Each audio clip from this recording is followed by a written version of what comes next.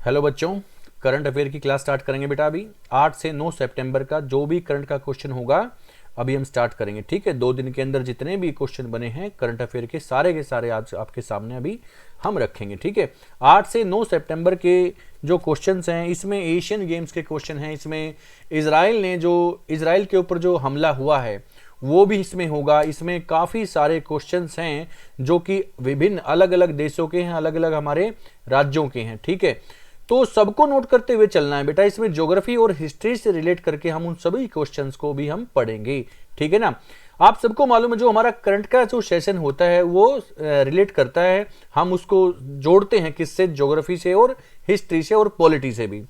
तो हमारी सिर्फ करंट की ही क्लास नहीं होती बेटा, करंट अफेयर तो उसमें छूटता ही नहीं है, साथ में हम ज्योग्राफी और हिस्ट्री भी वहां की उस एरिया की हम साथ में कवर करते हैं। ओके, तो बेटा स्टार्ट करते हैं आज आपका करंट का सेशन। ये रहा आज का फर्स्ट क्वेश्चन।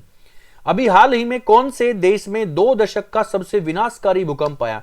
यहां पर 2 दशक का मतलब होता है बेटा बीते 20 साल में उस कंट्री में अभी तक ऐसा भूकंप नहीं आया था जितना अभी रिसेंटली यहां पर भूकंप अर्थक्वेक जनरेट हुआ है ना। तो ये कंट्री कौन सी बेटा? Option A Nepal, option B Afghanistan, option C Pakistan, option D Iran. तो बेटा आंसर क्या है?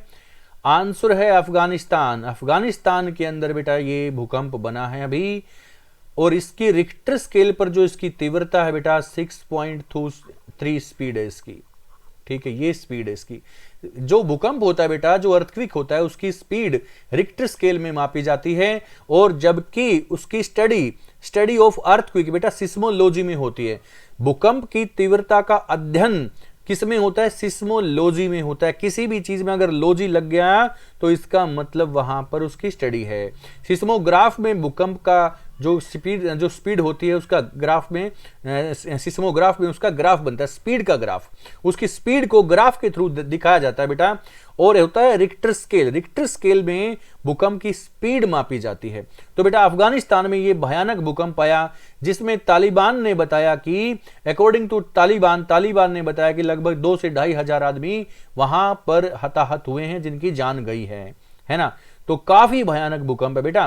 भूकंप देखो बेटा, थोड़ा सा मैं अर्थक्वेक के बारे में बताऊं। 3 वेव्स में आता है बेटा, पी, एस और L. Primary wave, secondary wave, L wave. Hindi में बेटा पी को बोलते हैं अनुदैर्घ्य तरंगे, एस सेकेंडरी को बोलते हैं बेटा अनुप्रस्थ तरंगे, और एल वेव को बोला जाता है बेटा पृष्ठीय तरंगे, है ना। सबसे फास्ट जो होती है वो पी वेव होती है बेटा, सबसे फास्ट पी वेव होती है, उससे स्लो एस होती है, और सबसे स्लो होती है एल वेव। जो सबसे स्लो है बेटा वो सबसे डेंजरस होती है। एल वेव्स यानी पृष्ठीय, ये सबसे स्लो है और लेकिन सबसे डेंजरस है ना। इसको पृष्ठीय क्यों बोलते हैं बेटा? पृष्ठ पे चलती है, क्रस्ट में चलती है, अपर क्रस्ट में चलती है, इसीलिए ये सबसे डेंजरस होती है। ओके, जहां पर आता है देखो, पृथ्वी जहां हम रहते हैं वहां हमें फील हुआ, देखो यहां पर पेड़ पौधे हैं मान लो, और यहां पर ये हमें फील हुआ है, ये सेंटर है ना। अगर यहां हमें फील हुआ है तो बेटा इसको बोलते हैं एपी सेंटर। इसको क्या बोलते हैं? AP centre. ठीक है, ये है जमीन के नीचे, इसके नीचे ये जमीन क्रस्ट में, यहां पर जो प्लेट्स आपस में टकराती हैं, जो प्लेट्स होती हैं बेटा वो जमीन के अंदर क्रस्ट में यहां पर टकराती हैं। तो जहां जमीन के अंदर बनेगा बेटा उस पॉइंट को बोलते हैं फोकस।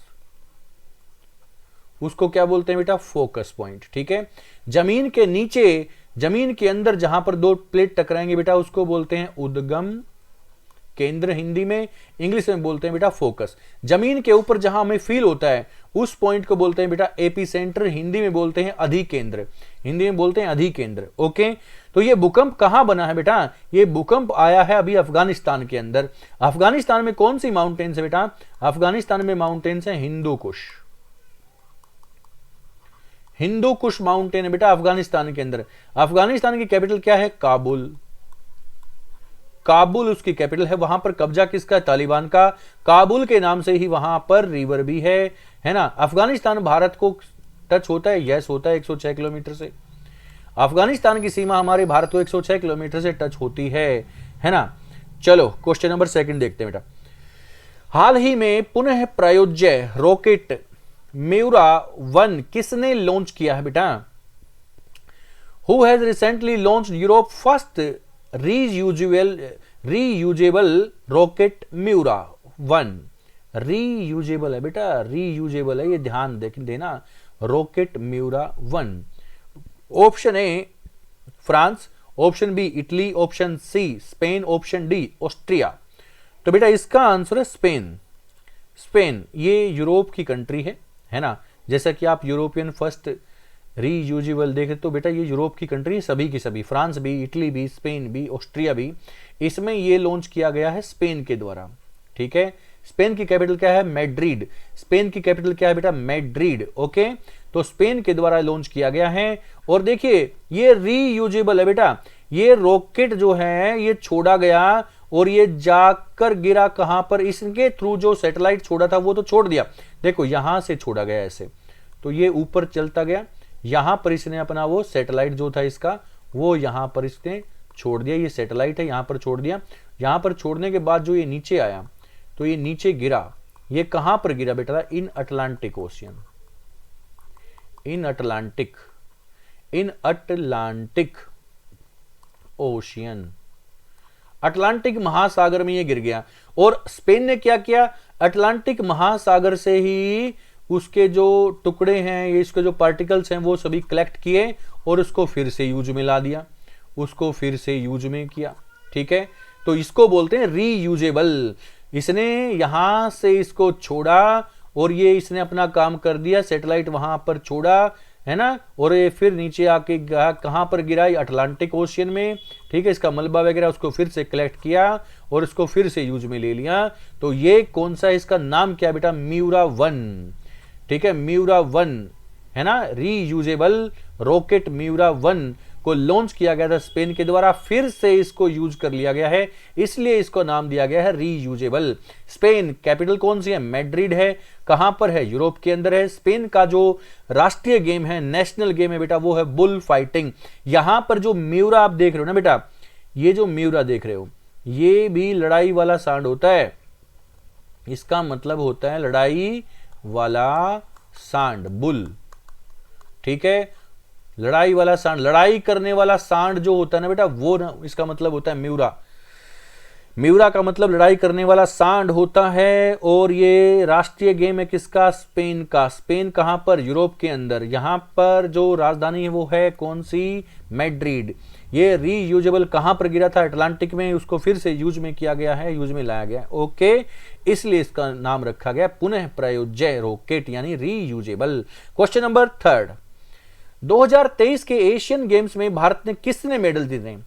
कितने मेडल जीते हैं बेटा? हाउ मेनी मेडल्स इंडिया वोन इन एशियन गेम्स? बेटा इंडिया ने अब की बार काफी मेडल जीते हैं बेटा। ठीक है, बहुत सारे मेडल इंडिया इसमें जीता है। टोटल मेडल है बेटा जो इंडिया ने जीते हैं वो है 107, 107 मेडल भारत ने जीते हैं बेटा अब की बार। और अब की बार गोल्ड भी काफी आए हैं, लगभग देखो कितने गोल्ड हैं? 28 गोल्ड हैं इसकी बार। ठीक है, देखो मैं आगे इसमें बहुत सारी चीजें मैंने लिखी हैं, आपके सामने देखिए। 2023 की कौन सी एशियन गेम थी? तो बेटा अभी जो एशियन गेम फिनिश हुए ना 2023 में, ये कौन से नंबर के थे बेटा? ये 19th एशियन गेम थे, ये 19th एशियन गेम थे बेटा। ठीक है, ये कहां पर हुए थे? इनका आयोजन कहां पर हुआ था? इनका आयोजन हुआ था बेटा हांगजो, चाइना। कहां पर हुआ था? हांगजो, चाइना में हो रहा था। 19वें राष्ट्रीय जो कि नेशनल एशियन गेम है, ये कहां पर हुए थे? हांगजो, चाइना में हुए थे। ओके, अभी शुभंकर इनका मस्कट कौन सा था बेटा? शुभंकर यानी मस्कट कौन सा था? ये मस्कट था कांगकोंग, लियान लियान और चैन चैन। ये इंपोर्टेंट है ना, ये 3 यहां पर मस्कट बताए जाते हैं बेटा, कांगकोंग, लियान लियान और चैन चैन। ओके, ये मस्कट है। ये बेटा कब से कब तक खेले गए थे? ये 23 सितंबर से स्टार्ट हुए थे और 8 अक्टूबर तक ये खेले गए थे, यानी कल जो बीत गया तब तक ये कंप्लीट हुए हैं। 18वां जो थे 18वें 18वें जो एशियन गेम थे वो इंडोनेशिया में खेले गए बेटा। और 20वें जो 2026 में खेले जाएंगे वो जापान के नगोवा में खेले जाएंगे। जापान के नगोवा में खेले जाएंगे बेटा 20वें एशियन गेम। कब खेले जाएंगे? 2026 में। कहां पर खेले जाएंगे? जापान में खेले जाएंगे। सबसे पहले एशियन गेम कहां पर हुए थे बेटा? फर्स्ट एशियन गेम जो थे वो 1951 में दिल्ली में खेले गए थे बेटा। दिल्ली में खेले गए थे। देखिए कितने अच्छे पॉइंट हैं एशियन गेम के बारे में। अब देखिए किसने कितने मेडल जीते हैं। बेटा भारत ने 107 मेडल जीते हैं, इन सबको नोट करना है आपको। भारत ने 107 मेडल जीते हैं, जिनमें से 28 गोल्ड हैं, 38 उसमें सिल्वर हैं, 41 उसमें ब्रॉन्ज मेडल हैं। ओके, सबसे ज्यादा लेकिन जीतने वाली कंट्री कौन सी है? चाइना। 383 मेडल्स, 383 मेडल जीते हैं चाइना ने। टोटल गोल्ड कितने हैं? 201 तो गोल्ड ही हैं, इतने तो इंडिया के टोटल भी नहीं है। 201 जो मेडल्स हैं वो गोल्ड हैं, इंडिया के इतने टोटल भी नहीं है। 111 सिल्वर मेडल हैं, 71 ब्रॉन्ज मेडल हैं। ठीक है, कमाल की बात है। चाइना सबसे टॉप में रहा। दूसरे नंबर पर कौन रहा बेटा? दूसरे नंबर पर रहा जापान। जापान ने 188 मेडल जीते हैं बेटा। टोटल मेडल कितने हैं? 188। लेकिन गोल्ड कितने हैं? गोल्ड है बेटा 52, है ना। Silver 67, bronze 69। ओके, और अब बात कर लेते हैं तीसरा स्थान किसका रहा? तीसरा स्थान रहा बेटा कोरिया का।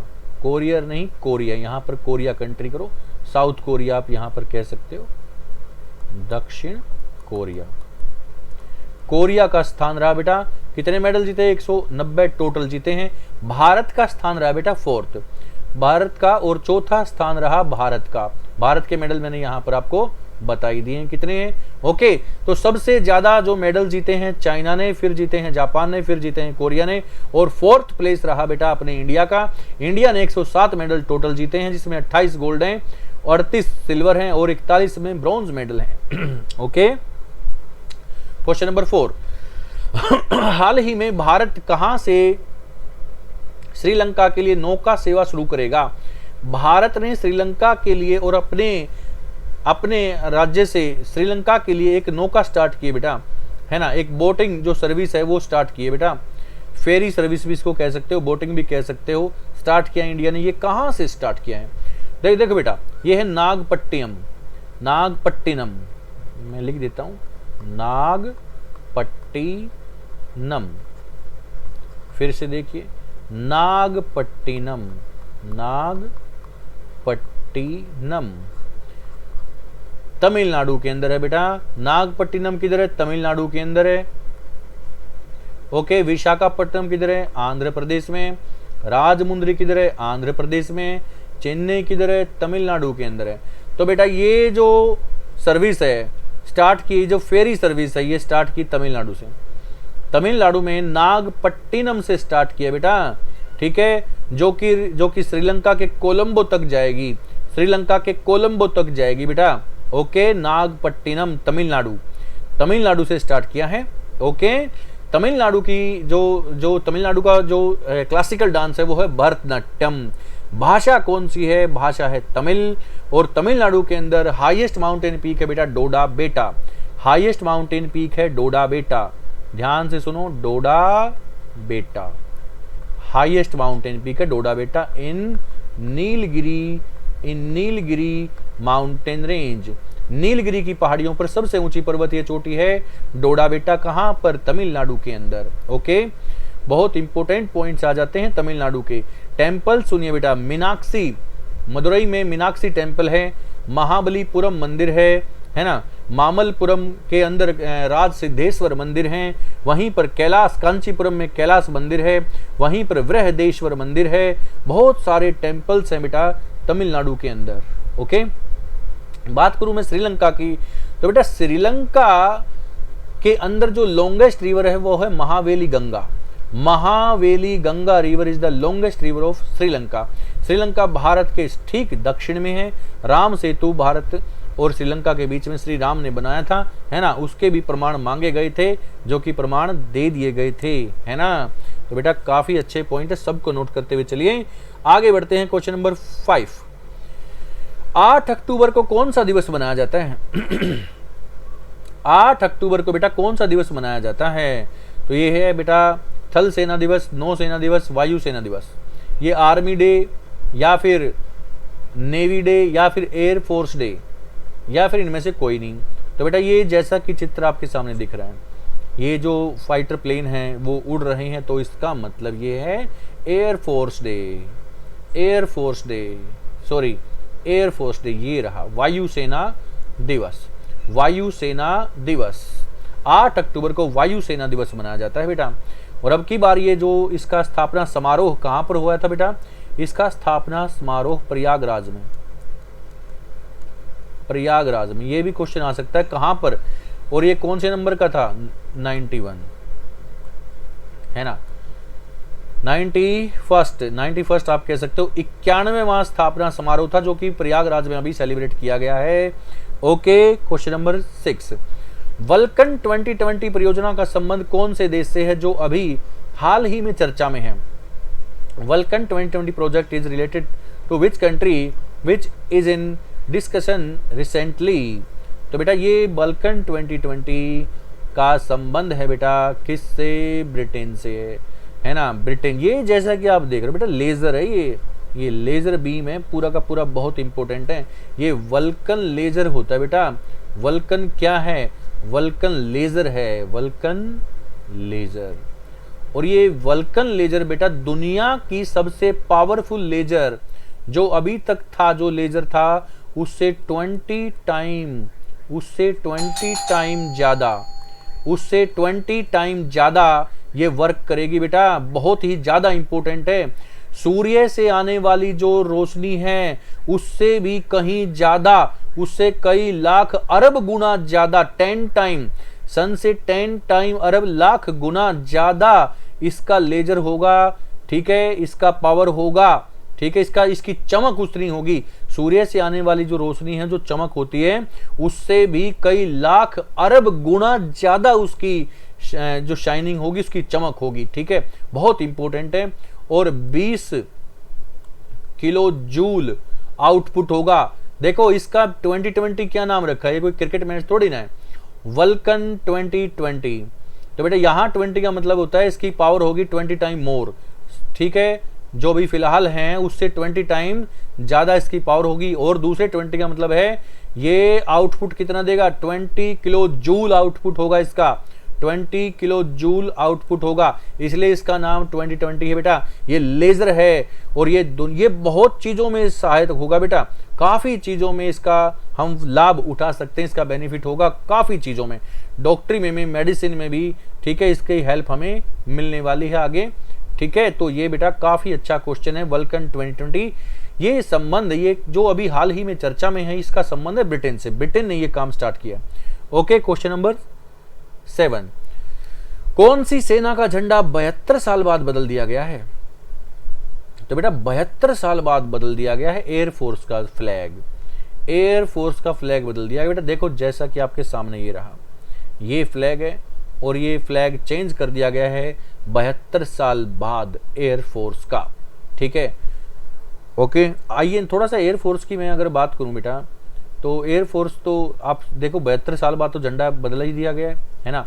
अभी जो इसका स्थापना समारोह मनाया गया, मैंने ये भी आपको बताया किधर, प्रयागराज में, प्रयागराज में इसका मनाया गया है। और ये कौन सा था, 91, ठीक है, या फिर कह सकते हो 91वां स्थापना समारोह प्रयागराज के अंदर मनाया गया। और इसका अभी डे कौन सा था बेटा, 8 अक्टूबर, 8 अक्टूबर को जो कि अपना एयरफोर्स डे होता है वो 8 अक्टूबर को होता है। एडमिरल जिसके हेड होते हैं, एडमिरल होते हैं बेटा। ठीक है, इनके बारे में काफ़ी कुछ लिखवा चुका हूँ, एयरफोर्स, नेवी, आर्मी, पिछली क्लासेस में जाइए, इनके हेड अभी कौन है करंट में, सारी चीज़ें आपको मिल जाएंगी। नेवी के कौन है, आर्मी के कौन है, स्थापना दिवस कब है, कब से कब तक स्टार्ट हुआ, सब चीज़ें हम डिस्कस कर चुके हैं। इसलिए क्वेश्चन नंबर 8 पे बढ़ जाते हैं। देखिए देखो बेटा, हमारी क्लास ऐसा नहीं है कि ज़्यादा से ज़्यादा मैं टाइम लूँ आपका और आगे बढ़ाते जाऊँ, क्लास को मैं खींचता जाऊँ। जो चीज़ें मैंने करंट में बता दी हैं उसको आप लिखते हुए चलिए। ये सारी चीज़ें मैं बता चुका हूँ बेटा, इसलिए दोबारा से कितनी बार हम इनको रीड करें। तो बेटा कुछ चीज़ें आपको भी मेहनत तो करनी पड़ेगी, जाके पिछली क्लास जाके देख सकते हैं, वहाँ पर सारी चीज़ें आपको ये मिल जाएंगी। ओके, हाल ही में कौन से राज्य का तट मंदिर भारत का पहला हरित ऊर्जा पुरातत्व स्थल बनेगा। तो बेटा ये जो मंदिर आपको दिखाई दे रहा है ना, ये मंदिर है कहाँ का, ये शोर मंदिर है बेटा। क्या बोलते हैं इसको, शोर मंदिर, शोर मंदिर है, शोर मंदिर महाबलीपुरम का। कहाँ पर, महाबलीपुरम महाबलीपुरम, महाबलीपुरम, महाबलीपुरम का मंदिर कहां पर? तमिलनाडु के अंदर बेटा। देखिए, हाल ही में कौन से राज्य का तट मंदिर भारत का पहला हरित ऊर्जा पुरातत्व स्थल बनेगा? बेटा ये पहला पुरातत्व आर्कियोलॉजिकल जो साइट है वो बनने जा रही है। फर्स्ट आर्कियोलॉजिकल साइट बनने जा रही है। कैसी? ग्रीन एनर्जी से, है ना। तो बेटा ये काफ़ी अच्छा पॉइंट है। तमिलनाडु के बारे में डिस्कस हम काफ़ी चीज़ें हम कर चुके हैं, इसके टेम्पल हम डिस्कस कर चुके हैं। मैं फिर से इसके टेम्पल आपके सामने यहाँ पर मैं फिर से बता दूँ, जैसा कि महाबलीपुरम का शोर मंदिर आपने अभी देखा ही है। और मैं लिख देता हूँ टेम्पल्स, देखिए, रामेश्वरम, बृहदेश्वर, ओके, राज सिद्धेश्वर, राज सिद्धेश्वर, ठीक है, मीनाक्षी मंदिर, मीनाक्षी मंदिर, ओके। फिर यहां पर है कांचीपुरम का कैलाश मंदिर, कांचीपुरम का कैलाश मंदिर। यहां सबसे ऊंची पर्वतीय चोटी है डोडा बेटा, मैं अभी अभी आपको बताया था, नीलगिरी में, ठीक है। तमिल यहाँ की लैंग्वेज है। कौन सी लैंग्वेज है? तमिल। चलो, काफ़ी पॉइंट्स हो गए। आपको मैं एक पॉइंट आपको और बता दूं बेटा, तमिलनाडु की जो कोस्ट लाइन है उस कोस्ट लाइन को बोलते हैं कोरोमंडल तट। क्या बोलते हैं? कोरोमंडल, कोरोमंडल, यहाँ पर एन लगा लो, Coromandel coast line. Coromandel coast line कहाँ की? तमिलनाडु की। भारत की सबसे अंतिम वर्षा यहीं पर होती है। India's last rainfall at Coromandel coast line in Tamil Nadu. Tamil Nadu में कोरोमंडल तट पर भारत की सबसे लास्ट वर्षा, अंतिम वर्षा होती है यहीं पर, ओके। तो बेटा ये क्वेश्चन का आंसर क्या है? तमिलनाडु। चलो क्वेश्चन नंबर 9, कौन से देश के आतंकवादी संगठन हमास ने इजराइल पर हमला बोल दिया? ये बहुत ही फैंटास्टिक क्वेश्चन है, लेकिन जितना क्वेश्चन सही आपके एग्जाम के लिए उतना ये बहुत ही घटिया, एक बेहुदा, एक ये जो हमला है वो किया है ना। निर्दोष आदमियों की हत्या की बेटा। इसकी बहुत सारी पिक्चर आ चुकी हैं, इसकी बहुत सारी वीडियोज आ चुकी हैं सोशल मीडिया पर, आप वहां पर जाके देखिए निर्दोष आदमियों को कैसे मारा है ना। ये आतंकवादी संगठन है बेटा हम्मास, आतंकवादी संगठन है हम्मास, ठीक है। तो ये कौन से देश का बेटा? ये कौन से देश का संगठन है ना। ये कौन से देश का बेटा? ये फिलिस्तीन का है। फिलिस्तीन कह सकते हो, फिलिस्तीन कह सकते हो बेटा। ये फिलिस्तीन का आतंकवादी संगठन है हम्मास, जिसने इजराइल पर हमला बोल दिया। बहुत सारे निर्दोष आदमी, फौजी आदमी, बच्चे, औरतें इन्होंने मार दिए हैं, बहुत सारे बंधक बना लिए हैं बेटा फिलिस्तीन ने, ठीक है। थोड़ा सा इसके बारे में मैं चर्चा करूं, सुनिए। देखो, ये जो इस तरह से एक कंट्री थी, इस तरह से ऐसे, तो ये जो शुरू में ये कंट्री कौन सी थी बेटा? ये फिलिस्तीन थी। हुआ क्या, मैं तुम्हें एक बात बताऊं, सेकेंड वर्ल्ड वॉर के अंदर, दूसरे विश्व युद्ध के अंदर क्या हुआ, जर्मनी जो था, जो हिटलर वहां पर काम कर रहा था, हिटलर ने जो तबाही मचाई थी, यहूदियों को मार दिया था बहुत सारों को, है ना। तो उन्हीं यहूदियों को ब्रिटेन ने और यूएसए ने क्या किया बेटा, वहां से उठाया और यहाँ पर शिफ्ट कर दिया, ठीक है ना। यहाँ पर जैसे कि यहाँ शिफ्ट किया, ऐसे ऐसे इन एरिया में यहूदियों को शिफ्ट कर दिया, ठीक है, ऐसे हुआ। फिर ये बढ़ते बढ़ते यहूदियों की संख्या का नाम क्या हो गया? पहले इजराइल देश नहीं था बेटा, पहले इजराइल कंट्री ही नहीं थी। और यही जो यहूदी ये कहाँ पर बसाए गए थे बेटा? ये बसाए गए थे किधर? ये बसाए गए थे फिलिस्तीन के अंदर, है ना। फिर धीरे धीरे धीरे धीरे करके अब हालत क्या है, अब हुआ ये इधर ये जो छोटा सा एरिया रह गया, इसको वेस्ट बैंक बोलते हैं। क्या बोलते हैं? West Bank, West Bank. और यहां पर रह गया एक छोटा सा हिस्सा गाजा पट्टी, इसको बोलते हैं बेटा गाजा पट्टी, गाजा पट्टी और वेस्ट बैंक। यहूदी तो ये देखो बेटा, ये तो सारा इजराइल हो गया, ये सारा जो आपको दिख रहा है ये इजराइल है। और लेकिन ये जो दिखाई दे रहा है ये वेस्ट बैंक फिलिस्तीन के पास रह गया, और ये गाजा पट्टी यहां पर फिलिस्तीनी रह गए बस, ओके।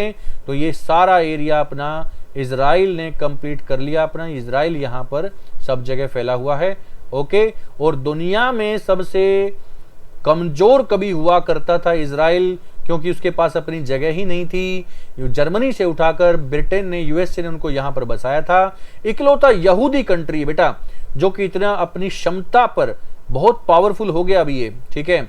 इसने क्या किया, इधर एक कंट्री कौन सी बेटा, इधर कंट्री जॉर्डन, इधर कंट्री बेटा लेबनान, इधर कंट्री इजिप्ट, यहाँ पर कौन सी कंट्री, इजिप्ट यानी मिस्र है, यहाँ पर कौन सी बेटा, यहाँ पर जॉर्डन है, यहाँ पर लेबनान है। ऐसी कंट्रियां हैं, इनको चारों तरफ से इन कंट्रियों को, इन सभी देशों को, तकरीबन 6 देशों को अकेला हराया था किसने, इजराइल ने। अब ये कह सकते हो कि उसके पीछे यूएसए था उस टाइम पर, लेकिन अभी इसमें पूरी क्षमता है, अकेला ही इनको निस्तो नाबूद कर सकता है। बिल्कुल चारों तरफ से अपने दुश्मनों से घिरा हुआ है इजराइल। अभी देखो आपने अभी मालूम चला होगा कि ये जो गाजा पट्टी है, इसी गाजा पट्टी के अंदर ही ये जो ऑर्गेनाइजेशन है, ये जो आतंकवादी संगठन है हम्मास, ये हम्मास यहीं पर तो है, यहीं पर हम्मास है बेटा, यहीं पर हम्मास ने अपना यहीं से हमला बोला है ना। और ये देखो बेटा, ये हमला किया क्यों है, थोड़ा सा मैं आपको ये भी बताऊं, सुनिए। यहां पर देखो, मैं इसको फिर से थोड़ा सा इसको मैं रब करके फिर से बना रहा हूं ताकि आप लोगों को अच्छे से समझ में आए ये विवाद क्या है। बेटा विवाद है जेरूशलेम, विवाद है जेरूशलेम, वहां पर है ना, जेरूशलेम पर विवाद है बेटा दोनों देशों के बीच में। देखिए ध्यान से, मैं यहां पर फिर से बना रहा हूं, इस तरह से ये कंट्री है, थोड़ा सा ये शेप में, ऐसी शेप में। यहां पर ये वेस्ट बैंक है, ठीक है। यहां पर बॉर्डर पर बिल्कुल ये जो बॉर्डर आपको दिखाई दे रहा है, यहां पर ये जो दिखाई दे रहा है, यहां पर है बेटा जेरूशलेम। क्या है यहां पर, जेरूशलेम, जेरूशलेम। ये पवित्र जगह है किसकी, इजराइल की भी, ये पवित्र जगह है किसकी, फिलिस्तीन की भी। दोनों के बीच में इसी जगह को लेकर झगड़ा है। जेरूशलेम की यहां पर अल अक्सा मस्जिद है, अल अक्सा यहां पर मस्जिद है बेटा किसकी, जेरूशलेम के अंदर यहां पर अल अक्सा मस्जिद है किसकी, फिलिस्तीन की। वो इसको छोड़ना नहीं चाहते, और इजराइल का तो जेरूशलेम है ही, इनका भी पवित्र, वहां पर जो अपना यहूदियों का होता है बहुत ही पवित्र, वहां पर एक वॉल है, दीवार है, जिसको ये छूते हैं, जिसको बहुत मानते हैं। जेरूशलेम ईसा मसीह का जो केंद्र है, वहीं पर इनके लिए बताया जाता है, ठीक है, जेरूशलेम। तो बेटा बहुत इंपॉर्टेंट है दोनों कंट्री के लिए, इसके ऊपर पूरा विवाद है ना। और ये शुरू से ही बेटा जो फिलिस्तीनी हैं, ये शुरू से ही चिढ़ते तो हैं ही, है ना। ये लड़ाई झगड़ा तो इनका बहुत शुरू से चल रहा है बेटा, आज से नहीं चल रहा, बहुत पहले से है ना। तो बेटा ये झगड़ा किसके लिए है, जेरूशलेम के ऊपर है। यहाँ पर मस्जिद कौन सी है, अल अक्सा मस्जिद है, जो कि फिलिस्तीन इनको बहुत मानते हैं। जेरूशलेम कहाँ का एरिया माना जाता है, इजराइल का, है ना, पवित्र स्थान है, वहां पर अल अक्सा मस्जिद है, इसके ऊपर ये झगड़ा है बेटा, ठीक है। और मैंने बता चुका गाजा पट्टी किधर, ये गाजा पट्टी इधर, ये गाजा पट्टी इधर, भूमध्य सागर के बिल्कुल पास में यहाँ पर गाजा पट्टी है, ठीक है, इजिप्ट के पास में। देखो जो हमास जो संगठन है किसका, फिलिस्तीन का, उसने बहुत सारे आदमियों को वहां पर बंधक बनाया है, और इजराइल ने हेल्प ली है किसकी, इजिप्ट से। इजिप्ट इसके बिल्कुल टच में है, इजिप्ट यहाँ पर है, तो इजिप्ट से वो हेल्प मांग रहा है कि आप हमारी हेल्प कीजिए, क्योंकि इनके आदमी यहाँ पर बंधक हैं बहुत सारे, ठीक है। तो समझ में आ गया पूरा विवाद क्या है। यहीं पर यहूदियों को बसाया गया था, और वो यहूदी कौन से, वही तो इजराइल है। तो वही इजराइल ने अब धीरे धीरे करके अपनी पावर बढ़ाई, और यहाँ पर जो फिलिस्तीन था उसको धीरे धीरे करके छोटा कर दिया, है ना। इसलिए ज्यादातर जो इस्लामिक कंट्री हैं, वो साथ दे रही हैं किसका, वो साथ दे रही हैं किसका, फिलिस्तीन का, है ना। लेकिन वो ये नहीं देखती आतंकवादी घटना है, इसमें निर्दोष आदमियों को कैसे मार दिया। अरे इजराइल ने तो अपनी पावर बढ़ाई है बिल्कुल लीगली तरीके से, आप भी बढ़ाइए, अगर आप में हिम्मत है तो। आप ये आतंकवादी गतिविधियों के थ्रू ऐसा थोड़ी ना कर सकते हैं, निर्दोषों को थोड़ी ना मार सकते हैं ऐसे, ओके। आप देखिए पाकिस्तान के अंदर, ईरान के अंदर इस घटना का समर्थन किया गया है बेटा, ठीक है। जो भी इस्लामिक कंट्री हैं वो ज्यादातर किसके साथ है, वो फिलिस्तीन के साथ है, सभी नहीं, ज्यादातर बोल रहा हूं, ठीक है। तो बेटा ये बहुत ही बुरी दुखद घटना है। हम पूरा इजराइल के साथ खड़े हैं, हमारा जो इंडिया है, यूएसए है, ब्रिटेन है, सारे के सारे जो बड़े बड़े देश हैं, पावरफुल हैं, वो सारे इजराइल के साथ हम लोग बिल्कुल साथ में खड़े हैं। और मोदी जी ने बोला है बिल्कुल आपको जिस चीज की भी हेल्प चाहिए हमें बताइए, आपकी पूरी सहायता हम करेंगे, ठीक है। तो चलो बेटा क्वेश्चन नंबर 10 पे चलते हैं। ऑपरेशन आयरन स्वॉर्ड्स का संबंध किससे है? देखिए बेटा, ये मैंने अभी अभी आपको बताया, ये जो धमाके हो रहे हैं ना, ये ऑपरेशन आयरन स्पोर्ट्स है बेटा। आयरन स्पोर्ट्स ऑपरेशन स्टार्ट कर दिया किसने? इजराइल ने। किसके अगेंस्ट? फिलिस्तीन के अगेंस्ट। अब ये जो ऑपरेशन होता है ना बेटा, ये आयरन स्पोर्ट्स है, अपने दुश्मनों का खात्मा करना पावरफुल तरीके से। उस ऑपरेशन का नाम है आयरन स्पोर्ट्स। आयरन स्पोर्ट्स किसका ऑपरेशन है? इजराइल का। अब देखते हैं इजराइल कितनी जल्दी फिलिस्तीन को खत्म करता है, क्योंकि वो युद्ध की घोषणा कर चुका है। ठीक है, तो ये किससे है बेटा? ये है इजराइल का। ओके, अब दूसरा पॉइंट इसी का बनता है बेटा। देखिए, ऑपरेशन अल अक्सा, जैसा कि मैंने आपको बताया था, अल अक्सा बेटा क्या है? एक मस्जिद है। ये रही अल अक्सा मस्जिद है। ये किससे है? ऑपरेशन अल अक्सा मस्जिद का संबंध किससे बेटा? फिलिस्तीन से है। इसी के लिए झगड़ा बेटा, जो हम्मास संगठन है ना, जो हम्मास संगठन है, जो आतंकवादियों का संगठन है हम्मास, उसने ये ऑपरेशन स्टार्ट कर दिया अल अक्सा। और फिलिस्तीन ने इजराइल पर पिछले बीते 2 दिन में 5000 से अधिक मिसाइल के हमले किए। सिर्फ 20 मिनट के अंदर, सिर्फ 20 मिनट में 5000 हमले किए बेटा। रॉकेट से मिसाइल कितनी छोड़ दिए? 5000 से भी ज्यादा 20 मिनट के अंदर। तो बहुत सारे आदमी इसमें मारे गए हैं, बहुत सारे बंधक बनाए गए हैं बेटा। तो ये बहुत इंपॉर्टेंट ये वॉर है, और हो सकता है कि 3rd वर्ल्ड वॉर भी स्टार्ट हो जाए, क्योंकि दुनिया 2 खेमों में बट चुकी है लगभग। ओके, चलो आज के लिए बेटा सेशन इतना ही। Thank you very much. Classes को लाइक और शेयर किया करो बेटा, और क्लासेज को बेटा पूरी की पूरी क्लास देखिए। अगर एक भी क्वेश्चन मिस होता है तो काफी नुकसान आप उठा सकते हो इसमें। एक क्वेश्चन से बेटा लाखों बच्चे आपको पीछे छोड़ सकते हैं। एक क्वेश्चन को भी मिस ना करें, सारे के सारे स्टैटिक पॉइंट को नोट करें। ओके, और क्लासेज को आप जरूर शेयर कीजिए पढ़ने वाले बच्चों के पास। Thank you very much.